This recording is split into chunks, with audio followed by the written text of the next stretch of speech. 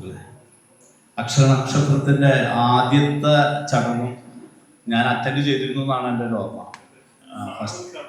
അതെ അതെ അതെ ഫസ്റ്റ്. അപ്പം അക്ഷരനക്ഷത്രത്തിൻ്റെ എന്താ പറയുക, നക്ഷത്രത്തിൻ്റെ ചലനത്തിനോടൊപ്പം ആ തിളക്കത്തിനോടൊപ്പം എൻ്റെ ഒരു ഭാഗമായിട്ട് ഞാനും തുടക്കം മുതലുണ്ട് എന്നുള്ളത് എന്നെ ആഹ്ലാദിപ്പിക്കുന്നുണ്ട്. ഇതിൻ്റെ മഞ്ചരി എന്ന് പറയുന്ന ഈ കാവ്യോപഹാരത്തിൻ്റെ എനിക്ക് ആദ്യം കിട്ടിയതൊരു PDF അയച്ചു തരികയാണ് ചെയ്തത്. ഇതൊന്ന് ചെറിയൊരു കുറിപ്പ് എനിക്ക് ചെയ്യാൻ വേണ്ടിയിട്ട് എന്നോട് പറഞ്ഞു. അപ്പോൾ ഞാൻ പൊതുവെ കവിതകൾക്ക് കുറിപ്പുകളും അതുപോലെ തന്നെ അവതാരികയൊന്നും സാധാരണ കവിതകൾക്ക് എഴുതാറില്ല. കാരണം കവിത എനിക്ക് വായിക്കാൻ ഇഷ്ടമാണെങ്കിലും കവിത എനിക്ക് അത്ര വഴങ്ങാറില്ല. ചില 4 വരി 2 വരി 4 വരി 6 വരി ഒക്കെ ഇടയ്ക്കൊക്കെ എഴുതാറുണ്ട്. പക്ഷെ ഞാൻ ഒരിക്കലും ഒരു കവിത എഴുതുന്ന ആളായിട്ട് എനിക്ക് തന്നെ ഒരു ആത്മവിശ്വാസം ഉണ്ടായിട്ടില്ല. അശോകേട്ടൻ പറഞ്ഞോളം കവിതയാണ് എനിക്ക് തോന്നുന്നു, കഥയേക്കാൾ ബുദ്ധിമുട്ട് എഴുതാൻ കവിതയാണെന്നാണ് എനിക്ക് തോന്നുന്നത്. ഇവിടെ ഇപ്പൊ ഈ പുസ്തകത്തിലെ ആദ്യത്തെ കവിത നാരായണേട്ടൻ്റെ ആണ്. അവസാനത്തെ കവിത മറ്റേ നമ്മുടെ പ്രിയങ്കയുടെയാണ്. ആദ്യത്തെ കവിതയിൽ നോക്കിക്കഴിഞ്ഞാൽ നാരായണേട്ടൻ്റെ പ്രായം അനുസരിച്ചിട്ട് തന്നെ കുറച്ചുകൂടി നൃത്ത നിബിഡമാണ്. അതൊപ്പം തന്നെ മറ്റേ താളം കുറച്ചുകൂടി കൂടുതലാണ് ആദ്യത്തെ കവിതയ്ക്ക്. ഒരു മാഞ്ചൂട്ടിനെ കുറിച്ചിട്ടുള്ളതാണ് കവിത വരുന്നത്. അവസാനത്തെ കവിതയിലെ വൃത്തം അത്രയും ഇല്ലെങ്കിലും അത് ഇന്നത്തെ കാലത്തിന്റെ പ്രണയത്തെ കുറിച്ചിട്ടുള്ളതാണ് പ്രിയങ്കയുടെ കവിത. അതില് മെസ്സേജിനെ കുറിച്ച് പറയുന്നുണ്ട്, സെൽഫിയെ കുറിച്ച് പറയുന്നുണ്ട്. ഇന്നത്തെ കാലഘട്ടത്തിന്റെ കവിതയാണ് പ്രിയങ്ക പറയുന്നത്. അപ്പൊ പ്രണയത്തിന്റെയും അതുപോലെ തന്നെ പൂർവ്വകാലത്തിന്റെയും ഒക്കെ പല ഭാഷകളിലും പല താളത്തിലുമുള്ള കാര്യങ്ങളാണ് ഈ 50 കവിതകളിലൂടെയും നമുക്ക് സഞ്ചരിക്കുമ്പോൾ നമുക്ക് മനസ്സിലാകും. പ്രണയമുണ്ട്, മനുഷ്യന്റെ വ്യഥകളുണ്ട്, യുദ്ധത്തെക്കുറിച്ച് എനിക്കൊന്ന് ആദിത്യന്റെ കവിതയെന്ന് തോന്നുന്നു, യുദ്ധത്തെക്കുറിച്ച് നല്ലപോലെ ഞാൻ പറയാം. അപ്പൊ ഇന്നത്തെ സാമൂഹ്യ വ്യവസ്ഥയെ കുറിച്ച് പോലും ഈ കവിതകൾ ചർച്ച ചെയ്യുന്നു. എനിക്കൊന്ന് ഇന്നത്തെ ഇപ്പൊ പുതിയ കവികൾ, ഇപ്പൊ പുതിയതല്ല, ഇപ്പൊ ശ്രദ്ധിക്കപ്പെടുന്ന നമ്മുടെ ഈ ഭാഗത്ത് തന്നെ ഇപ്പൊ സെബാസ്റ്റ്യന്റെ കവിതകളുണ്ട്, ജയപ്രകാശ് അരവിന്റെ കവിതകൾ, എൻ്റെ നാട്ടുകാരനാണ് ജയപ്രകാശ് അരവിന്റെ കവിതകളാണ്. അങ്ങനെ കവിതകൾ, നല്ല കവിതകൾ, നല്ല ശ്രദ്ധിക്കപ്പെടുന്ന കവിതകൾ നമ്മുടെ തൃശ്ശൂർ ജില്ലയിൽ നിന്ന് തന്നെ ഇഷ്ടം പോലെ വരുന്നുണ്ട്. തൃശ്ശൂർ ജില്ലക്കാർ മാത്രമല്ല, എല്ലാവരും ഉണ്ട് കേട്ടോ, ഞാൻ പറഞ്ഞത് മാത്രം.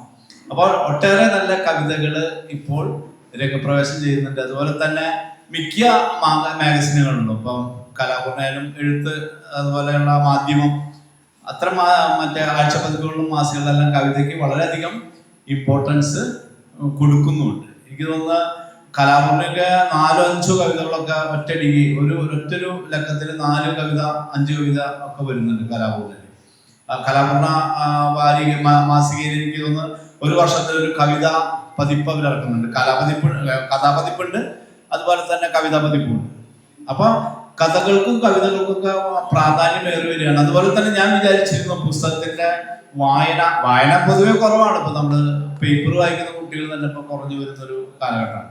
അപ്പൊ ഞാൻ വിചാരിച്ചത് പുസ്തകങ്ങളും പൊതുവെ ആളുകൾ വായന കുറഞ്ഞു വരികയാണെന്നാണ് ഞാൻ വിചാരിച്ചിരുന്നത്. ആ വിചാരണ അല്പം മാറിയത് കഴിഞ്ഞ ദിവസം എൻ്റെ ഒരു പുസ്തകത്തിന്റെ പ്രകാശനത്തിന്, ഉലകത്തിന്റെ പ്രകാശനത്തിന് ഞാൻ മാതൃഭൂമിയാണത് ചെയ്തത്. മാതൃഭൂമിയിൽ ഞാൻ പോയിരുന്നു. അന്ന് അവിടെ ഇരുന്ന കുറച്ച് സമയം കൊണ്ട്, അതിന്റെ തലേദിവസം ഞാൻ പോയിരുന്നു മറ്റൊരു കാര്യത്തിന് സുനിലിനെ കാണാൻ വേണ്ടി ഞാൻ പോയിരുന്നു. അവിടെ ഇരുന്ന കുറച്ച് സമയം കൊണ്ട് അവിടെ ചെറുപ്പക്കാരായ ആളുകൾ ഉൾപ്പെടെ ആളുകൾ വന്ന് ഒറ്റയ്ക്ക് തട്ടിക്കും, കൂട്ടായിട്ടുള്ളവർ ഒറ്റയ്ക്ക് തട്ടിക്കായിട്ട് വന്ന് പുസ്തകങ്ങൾ വാങ്ങിച്ചുകൊണ്ട് വന്നിട്ടുണ്ട്, പുസ്തകങ്ങൾ വാങ്ങിക്കുന്നുണ്ട്. അതായത് ഞാൻ വിചാരിച്ചു ചെറുപ്പക്കാരുടെ ഇടയിൽ വായനക്ക് കുറഞ്ഞു എന്നാണ് ഞാൻ വിചാരിച്ചത്. പക്ഷെ പുസ്തകങ്ങൾ വാങ്ങിച്ചുകൊണ്ട് വന്നിട്ടുണ്ട്. അതുപോലെ ഈ അടുത്ത് ബിനി ടൂറിസ്റ്റ് ഹോമിലുണ്ടായിരുന്ന ഹോർദൂസിന്റെ പരിപാടി ഒരു ക്ഷണിതാവായിട്ട് ഞാൻ പോയിരുന്നു. അവിടെ അവർ പറയുന്ന അതിൻ്റെ അവിടെ പുസ്തകങ്ങൾ വാങ്ങിക്കുന്നുണ്ട്, ചെറുപ്പക്കാരെ വന്നിട്ട് പുസ്തകങ്ങൾ വാങ്ങിക്കുന്നുണ്ട്. അപ്പൊ ഇനി പുസ്തകങ്ങൾ വാങ്ങിക്കുന്നുണ്ട്, ഇനി അത് എത്രമാത്രം വായിക്കുന്നുണ്ട് എന്നുള്ളത് മാത്രമാണ് മറ്റൊരു ചർച്ച ചെയ്യേണ്ട വിഷയമുള്ളൂ. അതായത് എത്രമാത്രം ഡെപ്തിൽ ഇവർ വായിക്കുന്നുണ്ട്. അതല്ലെങ്കിൽ പേര് കേട്ട പുസ്തകങ്ങൾ, അല്ലെങ്കിൽ ഒരു ശ്രദ്ധിക്കപ്പെടുന്ന ഒരു എഴുത്തുകാരുടെ പുസ്തകം മാത്രം വായിച്ചു പുസ്തകം കൊണ്ടുപോകുക എന്നുള്ളൊരു കർമ്മം മാത്രമാണ് ചെയ്യുന്നതെന്നും നമുക്ക് ഉറപ്പില്ല. എന്തിനായാലും പുസ്തകങ്ങളെല്ലാം വിറ്റഴിക്കപ്പെടുന്നുണ്ട്, പുസ്തകങ്ങൾ വായിക്കുന്നു എന്നുള്ളത് ആക്ഷേപിക്കാൻ നമുക്ക് ഉറപ്പില്ല എത്രമാത്രം ആളുകൾ വായിക്കുന്നുണ്ട് എന്നുള്ളത്. തീർച്ചയായിട്ടും പുസ്തക വായനയിലൂടെയാണ് നമ്മുടെ ഉള്ളിലൊരു സഹൃദയത്വം ഉണ്ടാകുന്നത്. ഇപ്പൊ നിങ്ങളോട് പറഞ്ഞു തരേണ്ട യാതൊരു ആവശ്യമില്ല. സാധാരണ ഇതിലൊരു പ്രീ ഡിഗ്രി അല്ലെങ്കിൽ ഒരു ഹയർ സെക്കൻഡറി സ്കൂളിലത്തെ കുട്ടികളാണെന്നുണ്ടെങ്കിൽ ഡിഗ്രി സ്റ്റുഡൻസിന്, കോളേജ് സ്റ്റുഡൻസിനൊക്കെ പറയുന്ന കാര്യങ്ങളാണത്. വായനയിലൂടെയാണ് നമ്മുടെ ഉള്ളിലെ സഹൃദയത്വം ഉണ്ടാകുക. അങ്ങനെയാണ് കാൽവി, എൻ്റെ അനുഭവത്തിൽ അങ്ങനെ തന്നെയാണ്. വായിക്കും തോറുമാണ് നമ്മുടെ ഉള്ളിലൊരു മെച്യൂരിറ്റി കൂടുക. നമുക്ക് ഞാനിപ്പോ പോലീസ് ഉദ്യോഗസ്ഥനാണ്. ചില സന്ദർഭങ്ങളിലൊക്കെ നമുക്ക് സ്ട്രെസ് കയറി വരും, ചില സമയത്തൊക്കെ നമുക്ക് കാർക്കശ്യം കയറി വരും. ആ കാർക്കശ്യത്തെ തണുപ്പിക്കുന്നത്, ആ സ്ട്രെസ്സിനെ, സമ്മർദ്ദത്തെ തണുപ്പിക്കുന്നത് എനിക്ക് തോന്നുന്നു വായനയാണ്. കാരണം ഞാൻ എത്ര തിരക്കുള്ളപ്പോഴും എനിക്ക് തോന്നുന്നു കൊടുങ്ങല്ലൂര് CI ആയിരിക്കുമ്പോഴാണ് ഏറ്റവും തിരക്കുണ്ടായിരുന്നത്. കാരണം ഏറ്റവും സെൻസിറ്റീവായിട്ടുള്ള, തൃശ്ശൂർ ജില്ലയിലെ ഏറ്റവും സെൻസിറ്റീവായിട്ടുള്ള പോലീസ് സ്റ്റേഷനാണ് കൊടുങ്ങല്ലൂര്. ഞാനുള്ള കാലത്ത് അന്ന് CIക്ക് 2 സ്റ്റേഷനുണ്ട്, കൊടുങ്ങല്ലൂരിലും മധുരകളുണ്ട്, രണ്ടും കണക്കാം. ആകെ പ്രശ്നമാണ്. ആ പ്രശ്നങ്ങളുടെ ഇടയിൽ നമ്മൾ രാത്രി ഞാൻ വന്നെത്തുന്നത് ഒരു മിക്കവാറും സാധാരണ രീതിയിൽ എൻ്റെ ക്വാർട്ടേഴ്സിലേക്ക് ഞാൻ വന്നെത്തുന്നത് 10 മണിക്കോ 11 മണിക്കാണ് സാധാരണ ലെവലിൽ. രാവിലെ 7 മണിക്ക് പോയിട്ടുള്ള സംഗതികളാണ് കേട്ടോ പറയുന്നത്. അല്ലാത്ത സമയത്ത് എന്തെങ്കിലും ഇഷ്യൂ ഉണ്ടെങ്കിൽ ഞാൻ ക്വാർട്ടേഴ്സിലേക്ക്, എൻ്റെ റൂമിലേക്ക് എത്തും 1 മണി 2 മണി സമയത്താണ് രാത്രി. പക്ഷെ 11 മണിക്കായാലും 1 മണിക്കായാലും ഞാൻ വന്നാലുടനെ ഒന്ന് കുളിയൊക്കെ കഴിഞ്ഞ് ഞാനൊരു പുസ്തകം വായിക്കാനിരിക്കും. നിങ്ങൾക്ക് അത്ഭുതം തോന്നാം. രാത്രി 1 മണിക്കായാലും 11 മണിക്കായാലും 10 മണിക്കായാലും ശരി, ഞാൻ വന്നു കഴിഞ്ഞാൽ ഉടനെ തന്നെ കുളിയൊക്കെ കഴിഞ്ഞ് എൻ്റെ കട്ടിൻ്റെ തലക്കിൽ ഞാൻ എപ്പോഴും വായിച്ചുകൊണ്ടിരിക്കുന്ന ഒരു പുസ്തകം ഉണ്ട്. ഏതെങ്കിലും ഒരു പുസ്തകം പുതിയത് മാറിക്കൊണ്ടിരിക്കും ഒരു പുസ്തകം. ആ പുസ്തകം വായിച്ചിട്ട്, പുസ്തക വായനയ്ക്ക് ശേഷം ഞാൻ കിടക്കുകയുള്ളൂ. അത് കുഞ്ഞുകാലം മുതലുള്ള എൻ്റെ ശീലമാണ്, ചെറുപ്പം മുതലുള്ള ശീലമാണ്. പുസ്തകം വായിച്ചിട്ടാണ് നമ്മൾ അവസാനം കിടക്കണതിന് തൊട്ടുമ്പോൾ പുസ്തകം വായിക്കും. എന്തായിക്കോട്ടെ, വായിച്ചുകൊണ്ടിരിക്കുന്ന ഏത് പുസ്തകമായാലും ശരി, കിടക്കുന്നതിന് മുൻപ് പുസ്തകം, അതൊരു ശീലമാണ്. അപ്പൊ നമ്മൾ ചിലർ സിനിമ കണ്ട് കിടക്കുക, അല്ലെങ്കിൽ മൊബൈലിൽ നോക്കി കിടക്കുക, റീലോടി നോക്കി കിടക്കുക, അങ്ങനത്തെയൊക്കെയാണ് ഇന്നത്തെ ശീലങ്ങൾ. ഞാൻ അങ്ങനെയല്ല, ഞാൻ പുസ്തകം വായിച്ചിട്ടാണ് കിടക്കുന്നത്.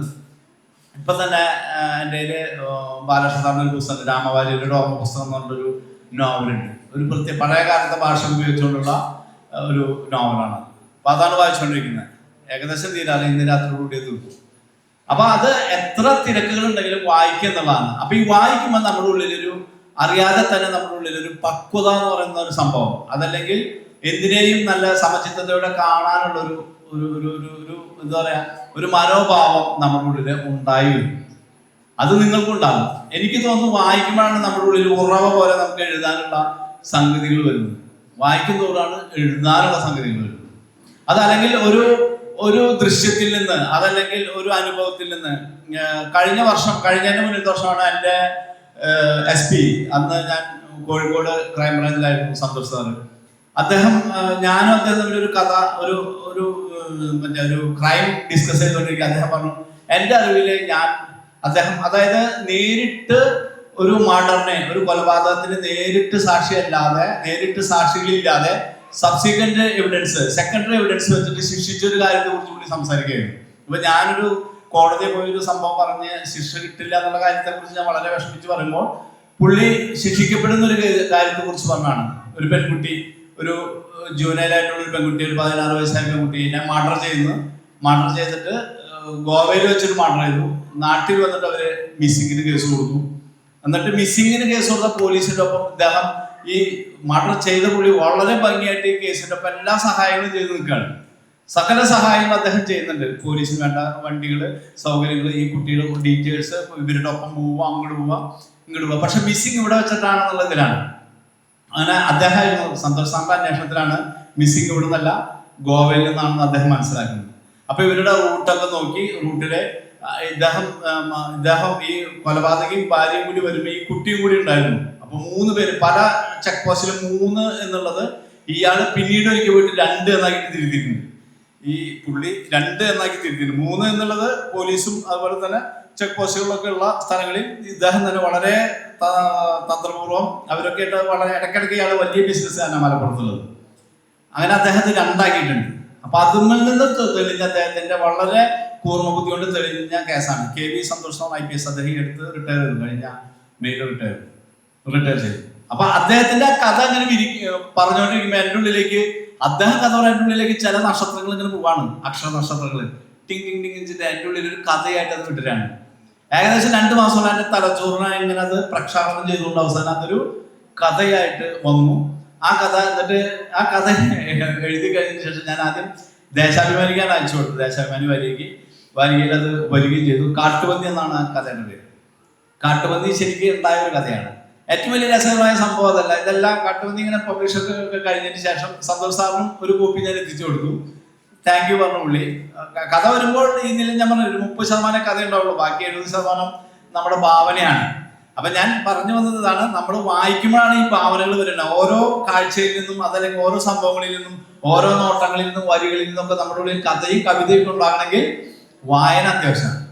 ഇതിന്റെ മറ്റൊരു സംഗതി, ഈ കഴിഞ്ഞൊരു 4-5 മാസം മുമ്പ് ഈ സംഭവത്തെ കുറിച്ച് ഇപ്പൊ പ്രദീപ് ഇതിനാണ് ജീവപര്യന്തം കഠിന ശിക്ഷ അനുഭവിച്ചുകൊണ്ടിരിക്കുകയാണ്. അതിനെ കുറിച്ചിട്ട് ഈ അടുത്ത് എവിടെ ഒരു റൈറ്റിംഗ് വന്നു, ഏതൊരു പത്രത്തിൽ റൈറ്റിംഗ് വന്നു. അപ്പൊ എനിക്കൊരു ലേഡി അവര് എനിക്ക് മെസ്സഞ്ചറില് ഈ സ്റ്റോറി പത്രത്തിൽ വന്ന സ്റ്റോറിയുടെ എനിക്ക് അയച്ചു തന്നിട്ട് പറഞ്ഞു, ഇത് തന്നെയല്ലേ കാട്ടുപന്നി എന്ന് ചോദിച്ചു. അപ്പൊ അവര് അത്ര ആളുകൾ അത്ര ഇതായിട്ട് നോക്കുന്നുണ്ട്. അപ്പൊ ഞാൻ പറഞ്ഞു ഇത് തന്നെയാണ് കാട്ടുപന്നി, ഈ കഥ തന്നെയാണ് കാട്ടുപന്നി എന്ന് ഞാൻ പറഞ്ഞു. അപ്പൊ അത് നമുക്ക് ഭയങ്കര സന്തോഷമാണ് അവർ കണ്ടെത്തുന്നത്. അപ്പൊ നമ്മുടെ കാഴ്ചയിൽ, നോട്ടത്തിൽ, നമ്മുടെ അനുഭവത്തിൽ, നമ്മുടെ അനുഭൂതികളിൽ, നമ്മുടെ വാക്കുകളിൽ എല്ലാം തന്നെ കഥയും കവിതയും ഒക്കെ നിർമ്മിക്കണമെങ്കിൽ നമുക്ക് വലിയൊരു ഭാവനാ ലോകം നമുക്ക് വേണം. ആ ഭാവനാ ലോകം സൃഷ്ടിച്ചെടുക്കണമെങ്കിൽ നമുക്ക് വായന വേണം. നല്ലപോലെ വായിക്കണം. എങ്കിൽ മാത്രമേ നിങ്ങൾക്ക് കവിത നിങ്ങളുടെ ഉള്ളിലെ ഉറമുട്ടുകയുള്ളൂ, കഥ നിങ്ങൾക്കുള്ളിലെ നാമ്പിടുകയുള്ളൂ. അപ്പൊ അത്തരം വായനയിലേക്ക് നിങ്ങൾ എല്ലാവരും കിടക്കട്ടെ. എനിക്ക് തോന്നുന്നു വായന കുറയുന്നത് തീർച്ചയായിട്ടും നിങ്ങളെ മറ്റു രീതിയിലും കൂടി ബുദ്ധിമുട്ടിക്കും. അപ്പൊ തീർച്ചയായിട്ടും നല്ലപോലെ വായിക്കുക, നല്ലപോലെ പുസ്തകങ്ങൾ വായിക്കുക. ഒഴിവ് കഴിവുകൾ പറയരുത്. അതാണ് ഞാൻ എൻ്റെ അനുഭവം പറഞ്ഞ. എന്ത് ബുദ്ധിമുട്ടുകൾക്കിടയിലും വായിക്കാൻ ശ്രമിക്കുക. തീർച്ചയായിട്ടും ഇത് ഈ മഞ്ചരി എന്ന് പറയുന്ന ഈ നമ്മുടെ അക്ഷരനക്ഷത്രത്തിന്റെ കലാസാഹിത്യ സാംസ്കാരിക കൂട്ടായ്മയുടെ വേദിയുടെ ഈ പുസ്തകം വളരെ മനോഹരമായിട്ടാണ് ഇത് തയ്യാറാക്കിയിരിക്കുന്നത്. ഇതിന്റെ എഡിറ്ററേയും അതുപോലെ തന്നെ ലേഔട്ട് ചെയ്തതിന് ഞാൻ ഈ വേളയിൽ അഭിനന്ദിക്കുകയാണ്. മഞ്ചരിയെ പോലെ വീണ്ടും നിങ്ങൾക്ക് കാവ്യ മഞ്ചരികൾ, കാവ്യ ഉപഹാരങ്ങൾ ഉണ്ടാക്കിയെടുക്കാൻ കഴിയട്ടെ, അതുപോലെ കഥാ സമാഹാരങ്ങൾ ഉണ്ടാക്കാൻ കഴിയട്ടെ എന്ന് ഈ വേളയിൽ ആശംസിച്ചുകൊണ്ട് എല്ലാവിധ ഭാവങ്ങളും നേർന്നുകൊണ്ട് നിർത്തുന്നു. നന്ദി, നമസ്കാരം.